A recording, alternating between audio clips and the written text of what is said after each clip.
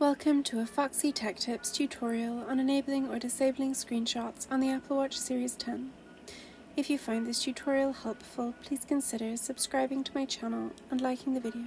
You can take screenshots of your Apple Watch screen. You can enable or disable the ability to do this in the settings. Press the digital crown to open the app menu. Tap the settings cog to open settings. Scroll down Settings and select General. Scroll down the General settings and tap Screenshots.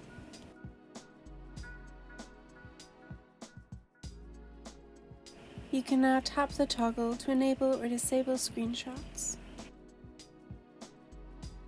When the toggle is green, screenshots are enabled, and when grey, they are disabled.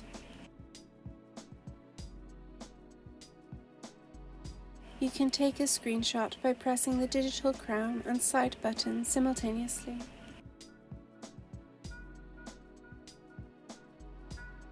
You will know the screenshot has been taken by the screen flashing white. Screenshots will be saved to the Photos app on your phone. And that draws an end to this tutorial. Please like the video if you found it helpful and subscribe to Foxy Tech Tips for more Apple Watch tips and tricks.